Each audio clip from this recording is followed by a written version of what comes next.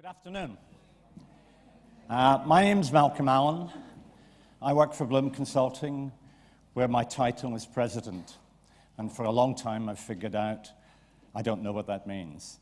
But I actually do know. I introduce the star, our chief executive, and our clients. What we're going to describe to you today is, I think, an interesting phenomenon, which is that a not-for-profit, not funded by government, privately supported organization decided to do something about the lack of a coherent brand strategy for her country. Joanna will tell you a bit about that. This is our approach to coming to this conference. We don't stand up here and make hero presentations about how good we are and why you should hire us. We stand here and say, we've worked with a client, because these things are partnerships, and this is an example of how we work with a client, and Joanna will tell you about that. What we're going to do is, if the technology works,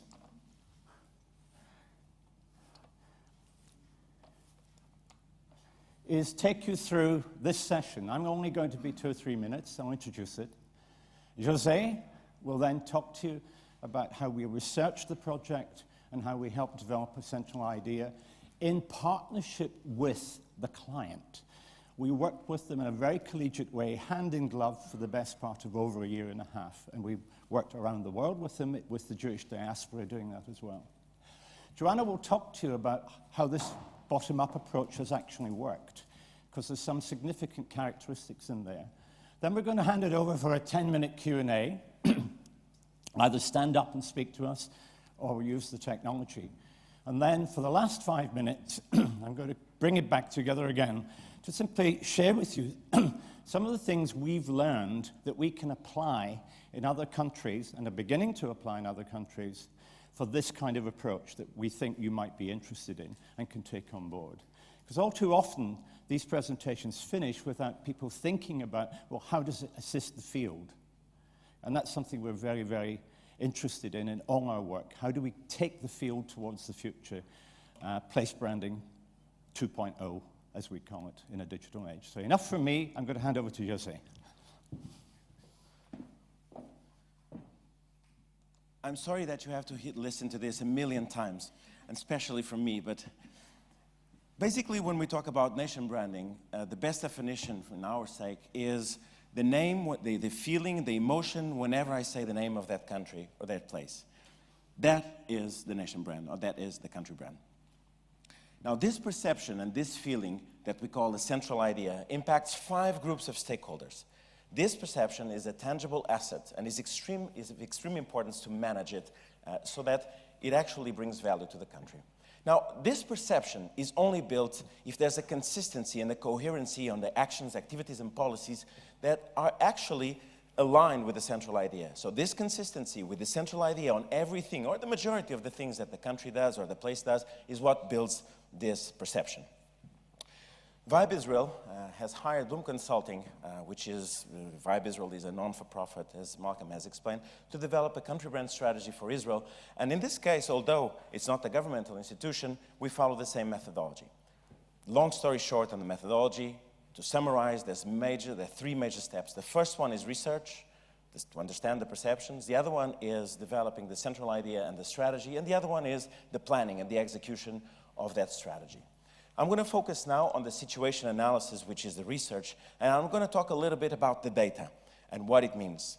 So whenever we research countries, the first thing we try to understand is what are the priority target markets, what are the dimensions of the brand wheel that are interesting for the country and that we should analyze. In this case, the case for Israel, we're analyzing prominence, which is the general reputation. Tourism, although it's not a touristic project, it was important for us to understand the tourism dimension. I'll explain this in a little while, and talent. And the other thing that is extremely important is who is the benchmark? Who are the competitor countries or the countries of reference that I have to look at and see where we are? Let's start with the first part of the research, and which is the conclusion with the first part of the research. What we start to understand was this benchmark on the prominence dimension where Israel was. and we selected the countries together with the clients because of different reasons. But it was starting to be interesting to see that Israel, because and the reason why we chose these countries, because there are countries that the brand is under extreme stress, let's call it like this. So we tried to compare how it was. And it was interesting to see that it was not as we thought it was, which would be worse, actually, and it's not.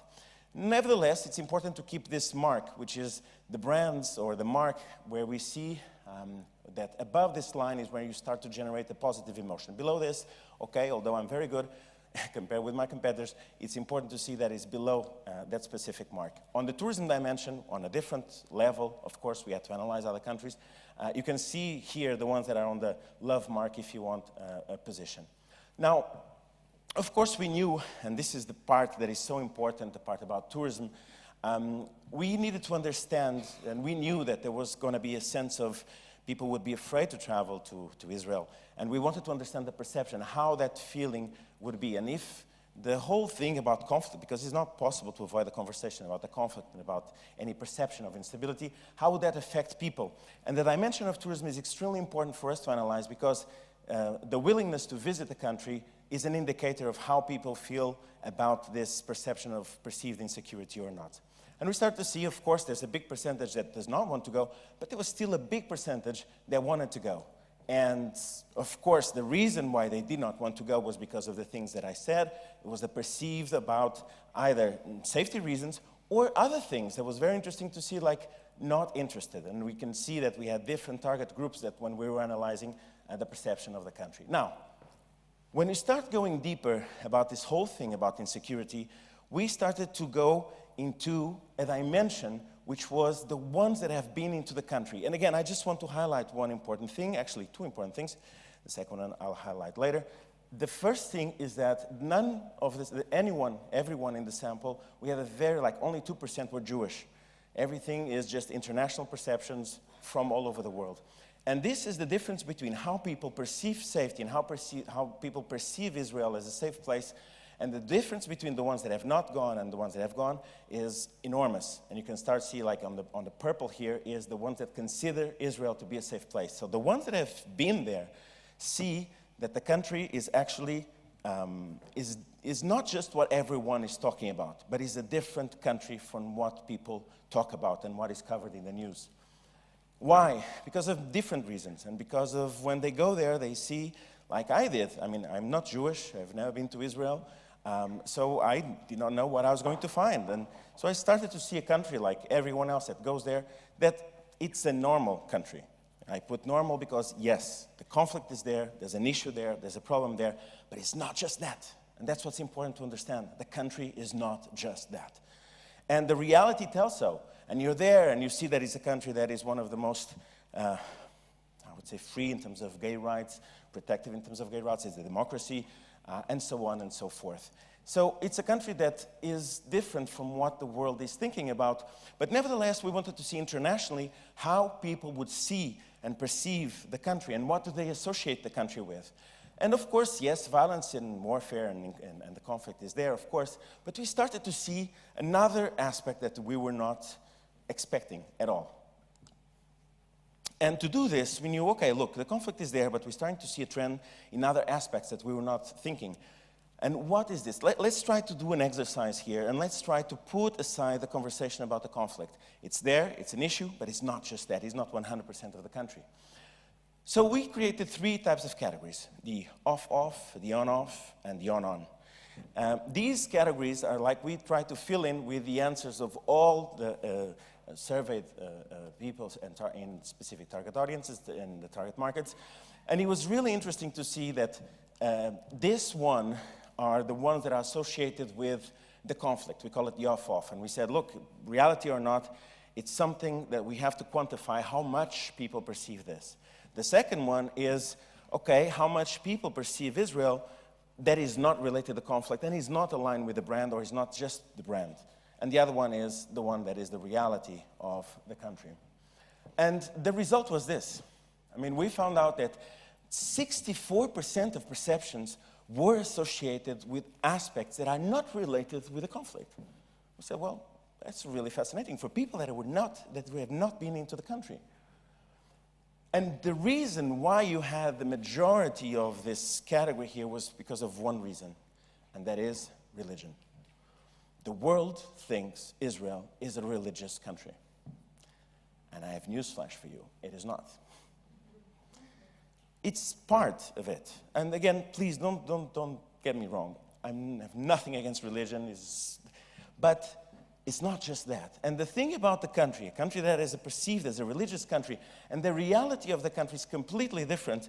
It's something, as one of the stakeholders was saying, is that it's not positive for Israel. And it's not positive for Israel because the reality of the country is a country that is dedicated to entrepreneurship, to creativity, to innovation, and it's an open and democratic country. So this quote, which was from an Olympic stakeholder that we interviewed in Israel, said, look, I think the world, the way they see Israel is like this, it's like an opponent. Is when I go into a challenge, into a match, I look at my opponent, I respect the opponent, I admire the opponent, but I don't like the opponent. So there is respect, but there's no love. And if there's no love, no money. No love, no soft power, and no soft power, no country branding, no nation branding. So that's what took us into the second phase of the project, which was, look, the reality of the country is not just what the world is talking about, and actually the world is talking about and perceiving not just the conflict as we've seen, because it's not just about the conflict, but it's about other things. So that's what we had to focus, and the reason and the way we got into the strategy and trying to understand this central idea. And the central idea, you have to understand, is not a slogan. The central idea is the feeling, it's the emotion. And I cannot say it, I cannot advertise it, I cannot communicate it. And it's not a communication strategy, because the moment I say it, I break it. So it's a secret word, let's put it this way. Okay, so the way we got into find what is this central idea was through a series of workshops with the client, following specific methodology on how actually you could get and nail what the country is all about and what it represents. So, the central idea of Israel is, ready? I'm not going to say it. I'm not going to say it not because it's not a secret, it's just, that's the point. Whenever we work with central ideas and working on central idea behind the country, it's not a slogan, because if you say it, you break it. However, I'm going to talk to you about a series of other things that we call behaviors that reflect this central idea, that represent what the country is. And these things you can say, the country can say, because it's the reality that is there. With time and in time, the combination of these things that we talk about, which is represented in a culture, that you experience in the culture, which is about celebrating life, living together, getting things done, and moving forward, the combination of these things eventually will build your perception about what Israel is all about and what is the perception about the country. So these four together will then later on communicate in a different way, and then there's a narrative towards this. Now, important to say, this is not communication. This is a part of and the tip of the iceberg that we're talking about here. But it's, okay, how can the country start to talk and tell their story? And then, of course, once you have this central idea identified, you then move on into the planning. Okay, let's activate the central idea. Let's develop actions, activities, and policies.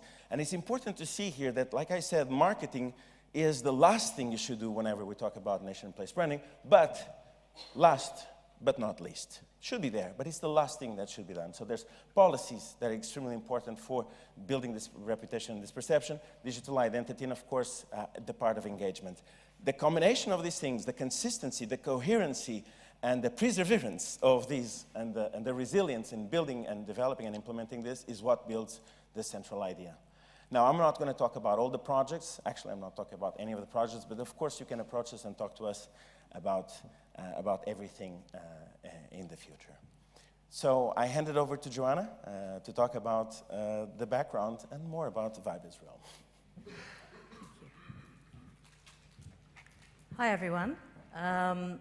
So yes, this is a rather original idea because it's bottom-up rather than top-down. And I think that's really part of the future. I was quite surprised this year to meet more people like me who are trying to do something similar and really wanting to engage. You know, they feel that something should happen, but they maybe feel that their government or the municipality is not doing it, and they want to do it. So I wanted to try and give a few tips. We are at the tip of the iceberg in terms of our journey. So I wanted to kind of share with you a little bit of what I've gone through in the last, actually 10 years I've been doing this, and we're still at the tip of the journey, and so the tip of the iceberg. I wanted to share sort of a few tips so that if anybody else is thinking about it, and also if you are top down, if you're at the top, it's worth considering maybe there are citizens, maybe there are residents who would be interested in taking part in it, but actually want a lot more of a say and a lot more of involvement because they can give you a lot back. So first and foremost, it's a passion project. You have to. There's just no other choice, okay? I'll explain to you where I bring this from. 10 years ago, I have 3 kids. My youngest daughter was a year and a half. I was 35, and I was living through life. It was all fine, but I wasn't doing something I was massively passionate about. And I decided through my own sort of journey to close my business and go into the nonprofit world. I come from a family that's been very involved in giving back to society and so on. I decided, where should I put my passion? And so I accidentally, completely by accident, this wasn't planned, ended up meeting a guy in the Israeli Foreign Ministry who was doing a new project called the Brand Israel Project. Okay, I had decided that my passion was, how do I bridge the gap between perception and reality when it comes to Israel? Because I knew that the country that I knew and that I live and that I love, for all the right reasons, putting aside everything else that's going on there, the world wasn't seeing. Because whatever everybody wanted to talk about was the Israeli-Palestinian conflict. And while that was an important conversation, who are we? Instead of saying who we're not, who are we? Nobody was really talking about it enough. I find out this project in the ministry. I send them an email around 2008. Never get an answer, of course. But then I meet this guy, and he ended up being the Consul General in New York. He started this project. It was extremely exciting. I sat down for dinner with him, and he started to talk about Israel in terms that I had never encountered. Until I met him, I knew, and everybody else like me, and this is why Jose kept on going back to the conflict when talking about a country, because Israel is a country, it's not a conflict.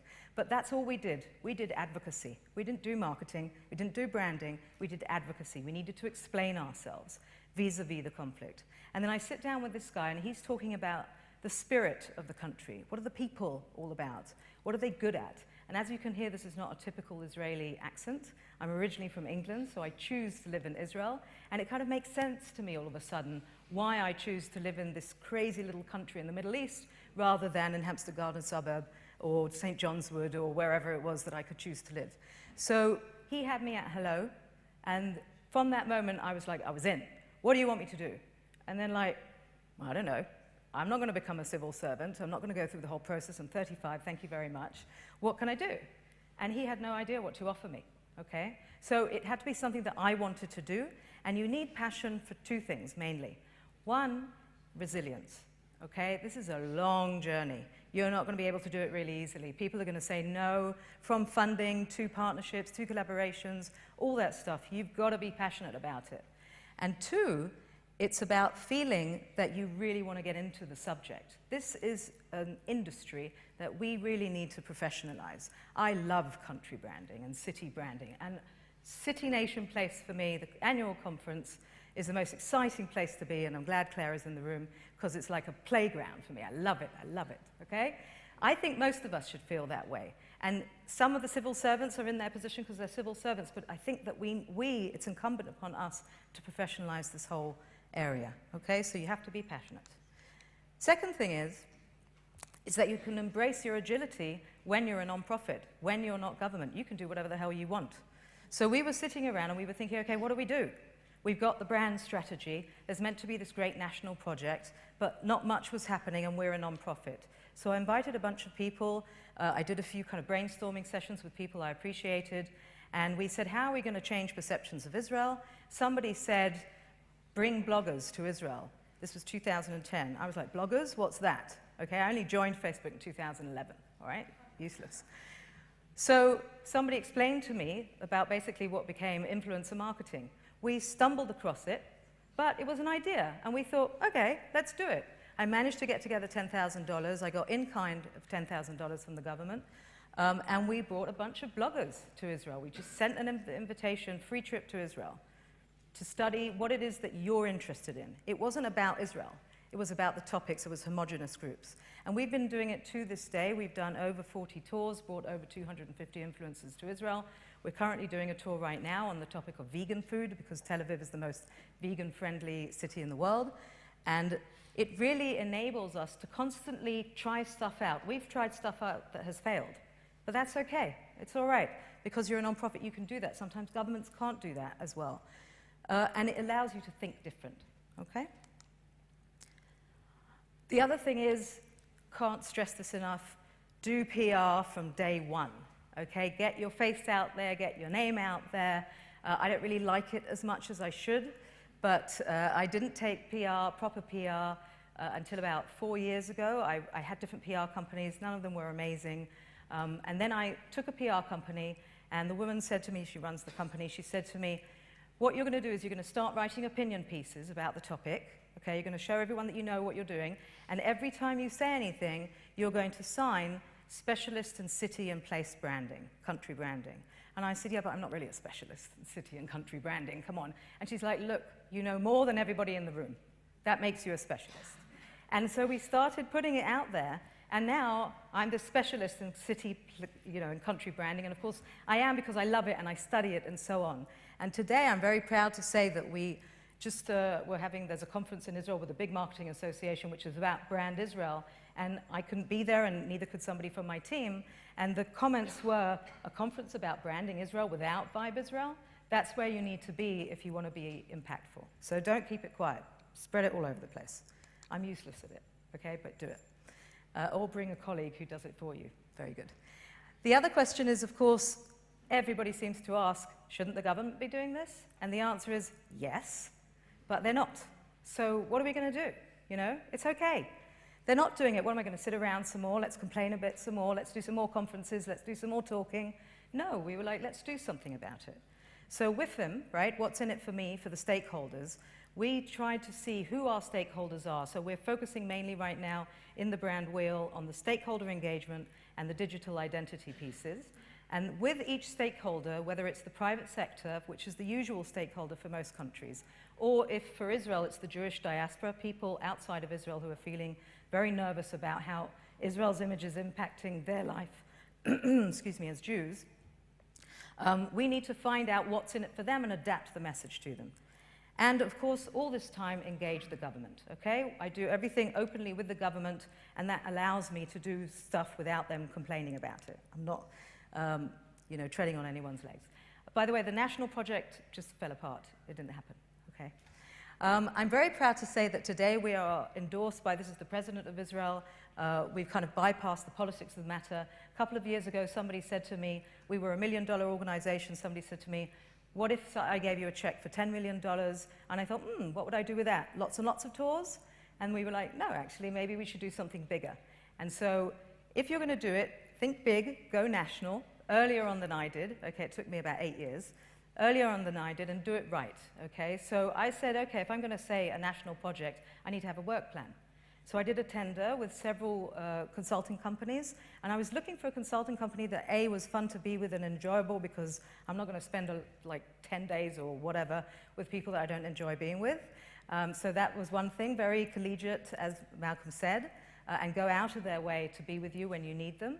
But I was also looking for a company that could help me not just with the research and the strategy, which most consulting companies will help you with, but with implementation. And Bloom were really the only ones who were able to offer that.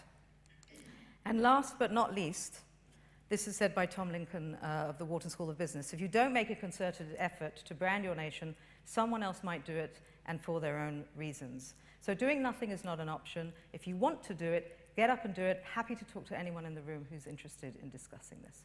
Okay? Thank you.